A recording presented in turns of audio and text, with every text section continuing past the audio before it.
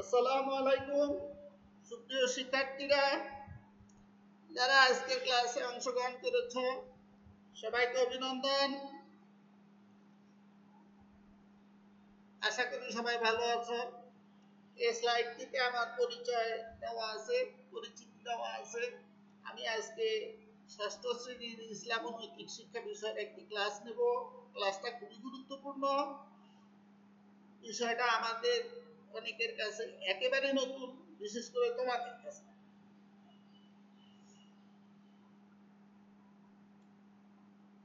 তো মূল পাঠে যাওয়ার আগে আমরা দুটো ছবি দেখে নেই।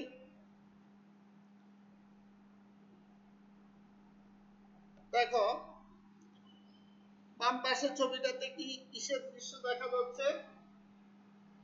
এটা পার্ক, অজু করার দৃশ্য। আর ও পাশেরটায়, ডান পাশেরটায় মাটির উপর হাত রেখেছে, তাই না? এটাই হলো তায়াম্মুম করার দৃশ্য।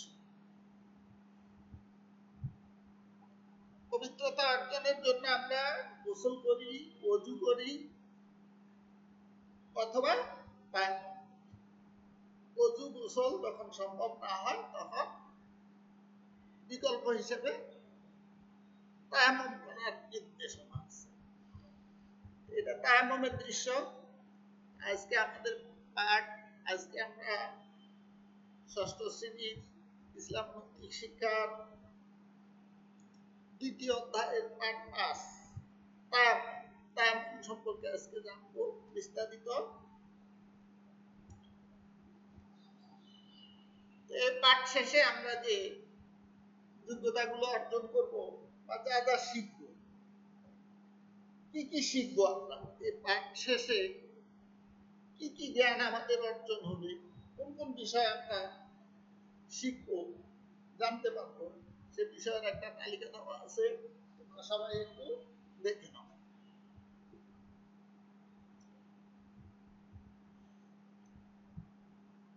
দেখেছো নিশ্চয়ই সবাই?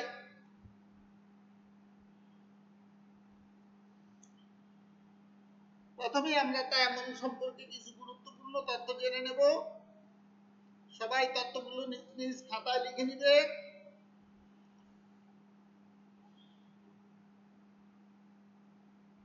তায়াম্মুম আরবি শব্দ। প্রথম কথা হলো তায়াম্মুম শব্দটা কি? আরবি। এর অর্থ হলো ইচ্ছা করা। তাহলে তায়াম্মুম শব্দের অর্থ কি? ইচ্ছা করা। পবিত্র মাটি বা মাটি জাতীয় বস্তু দ্বারা বিশেষ নিয়মে পবিত্রতা অর্জন করাই হলো তায়াম্মুম। আমি আগে বলেছি পবিত্রতা অর্জনের তিনটি উপায়: গোসল, অজু, আরেকটা হলো তায়াম্মুম। তো পবিত্র মাটি বা মাটি জাতীয় বস্তু দ্বারা বিশেষ নিয়মে এই পবিত্রতা অর্জনের প্রক্রিয়াই হলো কি?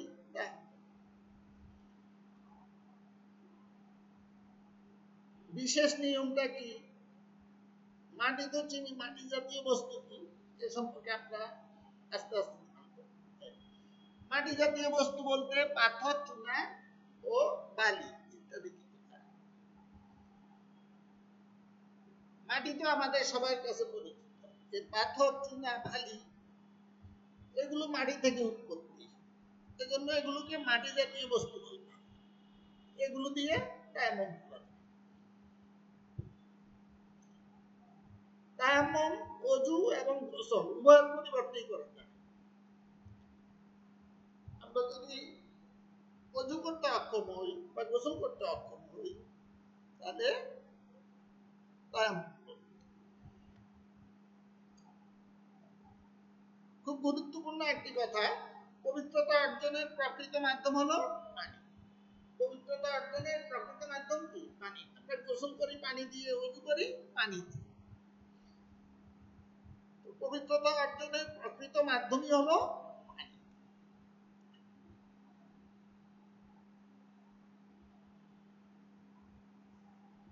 আর অজু গোসলের বিকল্প, পানির বিকল্প, পানি ব্যবহারে অক্ষম হলে তখন আমরা তায়াম্মুম করি। তায়াম্মুমটা হলো আমাদের জন্য, মহানবী সাল্লাল্লাহু আলাইহি সাল্লামের উম্মতের জন্য আল্লাহর একটা বিশেষ অনুগ্রহ। অন্য কোন নবীর উম্মতেরা এই সুযোগটা পায় না। এটা আমাদের জন্য আল্লাহর পক্ষ থেকে একটা উপহার।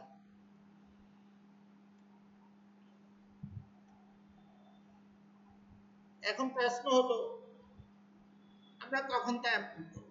তোমাদেরও মনে প্রশ্ন জেগেছে যে তায়াম্মুম কখন করব, কোন অবস্থায়? এ বিষয়ে আমরা এখন জানবো। সবাই খাতা লিখে নিবে। প্রথমত পবিত্রতা অর্জনের জন্য যদি পানি পাওয়া না যায়, পবিত্রতা অর্জনের প্রকৃত মাধ্যম হলো পানি, কিন্তু পানি আমার কাছে নেই। আমি এমন স্থানে আছি যেখানে কোনো পানি নেই, তখন কি আমি নামাজ পড়বো না? তখন কি আমি পবিত্রতা অর্জন করবো না? হ্যাঁ, করবো। কিভাবে? তায়াম্মুম। অল্প পরিমাণ পানি আছে, যা ব্যবহার করে ফেললে পিপাসা মারা যাওয়ার আশঙ্কা থাকে। প্রথমটা ছিল পানি পাওয়া নাকি, দ্বিতীয়টা হলো পানি আছে, এতই অল্প আমি যদি গোসল করে ফেলি বা ওযু করে ফেলি, পরবর্তীতে পিপাসায় মারা যায়। এরকম আশঙ্কা থাকলে তখনও তায়াম্মুম করা। তৃতীয়ত পানি ব্যবহারে অক্ষম হলে, পানি ব্যবহার করলে রোগ বৃদ্ধি পাওয়ার বা প্রাণ নাশের আশঙ্কা দেখা দিলে। আমার কাছে প্রচুর পানি আছে, যথেষ্ট পানি আছে, কিন্তু আমি যদি পানি ব্যবহার করি তাহলে আমিও অসুস্থ, অসুস্থতা আরো বাড়বে এবং এর ফলে আমি মারাও যাব। এরকম আশঙ্কা যদি থাকে তাহলে আমরা তাহলে দেখো তিনটা পরিস্থিতি। পানি পাওয়া না গেলে, পানি যদি অল্প হয়, ব্যবহার করে ফেললে পিপাসা মারা যাওয়ার আশঙ্কা থাকে, পানি প্রচুর আছে কিন্তু আমি অসুস্থ, পানি ব্যবহার করলে রোগ বৃদ্ধি পাবে, আমার প্রাণ নাশে মারা যাওয়ার আশঙ্কা দেখা দিবে, তখন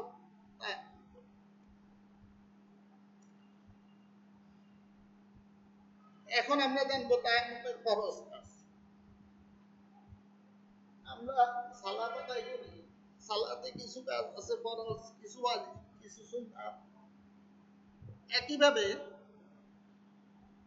তায়াম্মুমেও কিছু কিছু কাজ আছে ফরজ।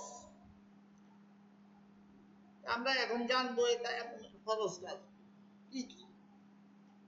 ফরজ হলো এমন কাজ, এটা ইচ্ছা বা অনিচ্ছায় যদি বাদ যায়, তাহলে সালাতের ক্ষেত্রে ওই সালাত শুদ্ধ হবে না, ওযুর ক্ষেত্রে ওই ওযু হবে না, তায়াম্মুমের ক্ষেত্রেও তায়াম্মুম হবে না। ফরজগুলো অবশ্যই করতে হবে। প্রথম ফরজ হলো নিয়ত করা। নিয়ত হলো মনে মনে ইচ্ছা পোষণ করা। মৌখিকভাবে মুখে উচ্চারণ করে নিয়ত করা ফরজ, মানে আমরা নামাজে নিয়ত করি, কিন্তু মনের নিয়তটাই হলো আসল। মনে মনে যে ইচ্ছা পোষণ করি সেটাই হলো প্রকৃত, সেটা ফরজ। নিয়ত করা প্রথম ফরজ। দ্বিতীয় ফরজ হলো সমস্ত মুখমণ্ডল মাসে। মাসে মানে হাত বুলানো, হাত দিয়ে একটু ঘষা, ঘষে নেওয়া।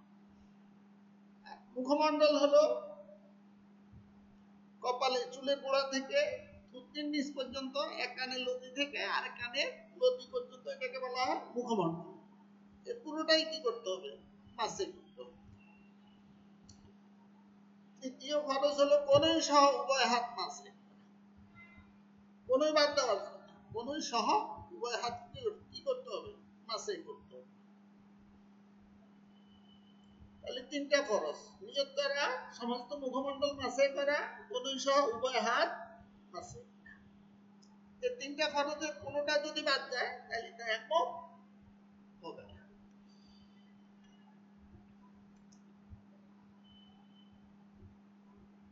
একটুখানি ফিরে তাকাই, বুঝতে পেরেছো কথাটা কি? মানে আমরা এতক্ষণ যা আলোচনা করলাম, যা শিখলাম, দেখি সেটা কতটুকু মনে আছে। একটু পেছনে ফিরে এতক্ষণ যে আলোচনা হয়েছে, ওই আলোচনার আলোকে এখানে কিছু শূন্যস্থান পূরণ দেওয়া আছে। তোমরা দেখতে পাচ্ছ খালি স্থান আছে। তোমাদের কাজ হলো এই খালি স্থান পূরণ করবা, শূন্যস্থান পূরণ করবা নিজ নিজ খাতায়। সবাই শুরু করে দাও, সময় পাবা 1 মিনিট। 1 মিনিটের ভিতরে শেষ করতে হবে।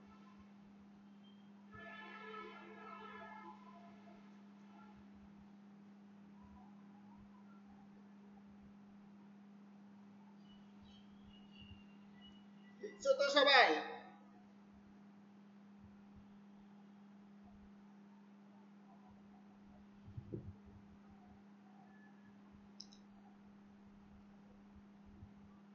বই দেখে লিখবে না। সবাই খাতা থেকে লিখবে, খাতা থেকে নয়। কোনোটা না পারলে ফেলে রাখো।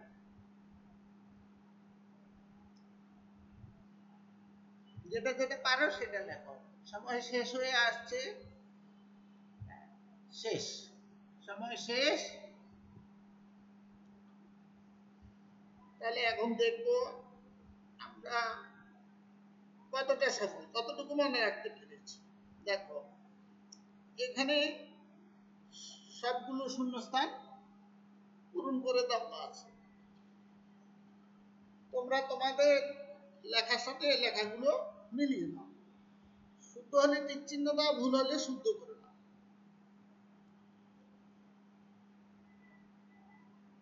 আমার বিশ্বাস যারা মনোযোগী ছিলে তারা সবগুলোই সঠিকভাবে লিখতে পেরেছে। কারণ এই বিষয়গুলো আমি আলোচনা করেছি এবং তোমাদেরকে খাতায় লিখে দিয়েছি।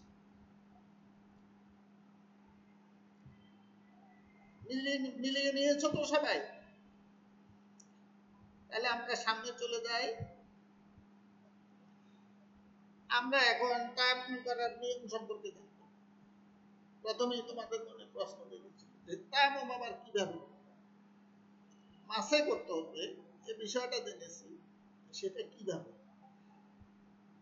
আমরা প্রথমে ছবির মাধ্যমে দেখো, ছবিতে কি দেখা যাচ্ছে? মাটির উপর হাত রেখেছে, মাটি বা মাটি জাতীয় বস্তুর উপর হাত রেখেছে। এরপরে কি ওই 2 হাত দিয়ে মুখমণ্ডল মাসে করছে, আবার মাটিতে হাত রেখেছে, এবার 2 হাত মাসে। এটাই হলো তায়াম্মুমের মূল কাজ। আমরা ছবির মাধ্যমে দেখেছি, এখন দেখব লেখা।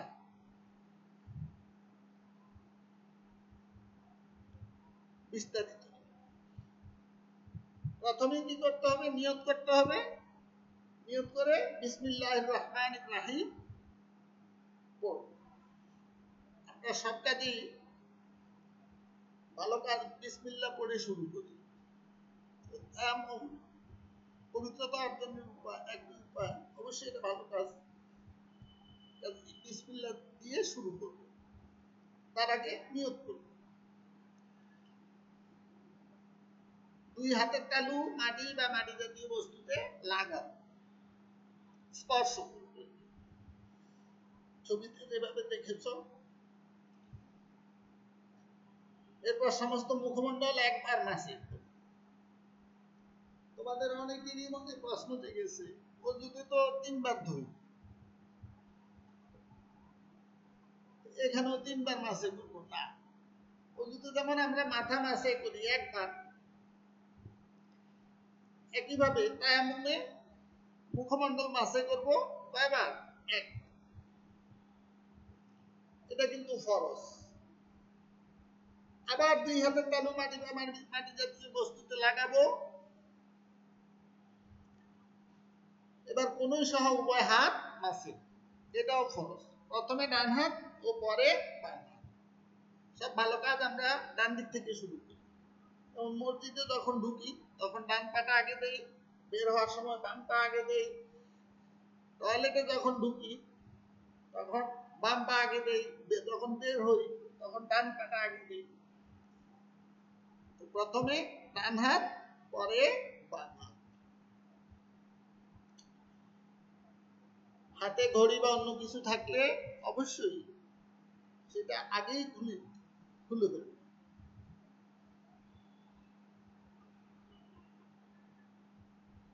গায়ে আমাদের জামা থাকে, জামার হাতা থাকে, হাতাটা উপরে তুলে দেবে। এই হলো মোটামুটি তায়াম্মুম করার নিয়ম। মনে থাকবে তো? আমার বিশ্বাস এতক্ষণে তোমরা শিখে ফেলেছো তায়াম্মুম করার। ছবিতে দেখিয়েছি, এখানে লেখা।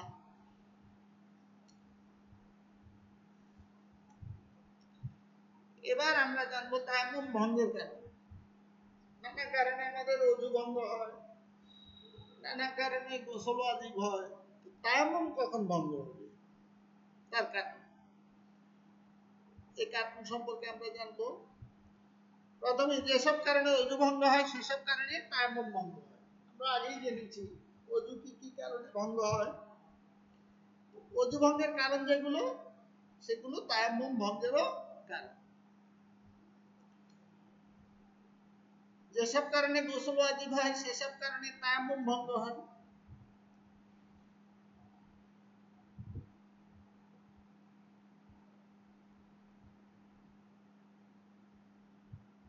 পানি পাওয়ার সাথে সাথে তায়াম্মুম ভেঙে যায়।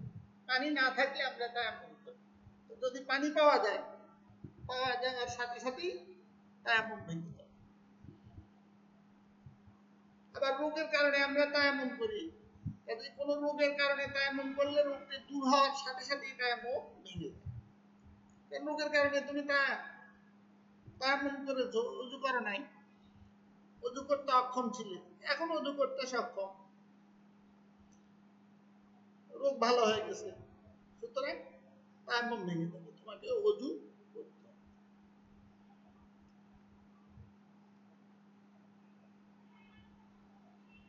অনুশীলনের বিকল্প নাই। তার মানে কি? আমরা আগে একটা কাজ করেছি, এরপরে বেশ কিছু আলোচনা হয়েছে তায়াম্মুমের ফরজ, তায়াম্মুম ভঙ্গের কারণ, কিভাবে তায়াম্মুম করতে হয়, এই বিষয়গুলো আলোচনা করেছি। এখন এগুলো অনুশীলন করতে হবে, দেখি কতটুকু মনে আছে। এখানে কতগুলো প্রশ্ন আছে, 4টা প্রশ্ন আছে। তোমরা সবাই নিজ নিজ খাতায় এই প্রশ্নগুলোর উত্তর লিখে ফেলো। এর জন্য সময় পাবে 1 মিনিট। এগুলো খুব ছোট ছোট প্রশ্ন, ছোট ছোট উত্তর। প্রশ্ন লেখার দরকার নেই, উত্তরগুলো লেখো।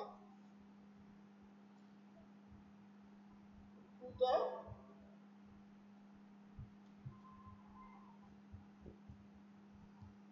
লিখছো তো সবাই?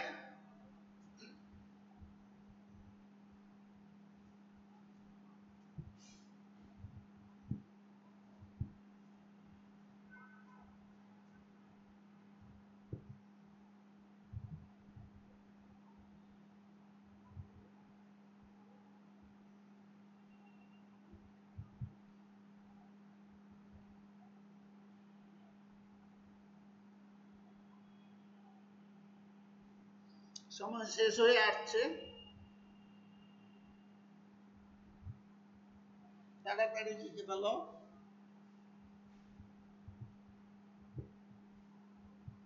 সময় শেষ। যারা মনোযোগী ছিলে, মনোযোগ দিয়ে আমার আলোচনা শুনেছিলে, আমার বিশ্বাস তারা সবগুলো প্রশ্নের সঠিক উত্তর লিখেছ। এখন এখানে এই প্রশ্নগুলোর সম্ভাব্য উত্তর দেওয়া আছে, তোমরা এই উত্তরগুলো মিলিয়ে দাও।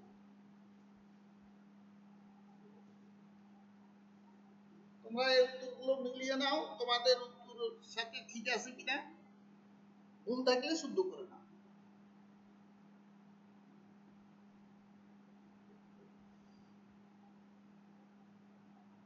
মিলে গেছো সবাই? হ্যাঁ, আমি আগে বলেছি যারা মনোযোগী ছিলেন তারা অবশ্যই সবগুলো প্রশ্নের সঠিক উত্তর লিখতে পেরেছে। এসো নিজেই নিজেকে যাচাই। আজকের পাঠের শেষ প্রান্তে আমরা এতক্ষণ আমরা যে আলোচনা শুনলাম, কিছু কিছু কথা লিখলাম, দুটো কাজ করলাম, সব মিলিয়ে আজকের পাঠ আমরা কতটুকু মনে রাখতে পেরেছি নিজেকে একটু যাচাই করে নিই। এখানে দেখো 5টা প্রশ্ন আছে, এই প্রশ্নগুলোর উত্তর পারো কিনা তুমি তোমাকে জিজ্ঞাসা করো।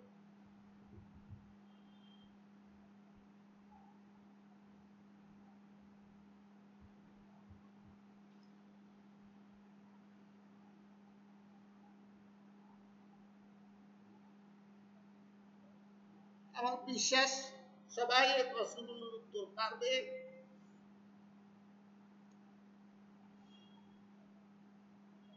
এখন চলে আসো, আমরা একেবারে শেষ দিকে বাড়ির কাজ। তোমরা এখন সবাই ঘরে আসো, বাড়িতে আসো, তোমাদের কাজ হলো আজকে আমার আলোচনা শুনেছ, আলোচনায় কিছু ধারণা পেয়েছো।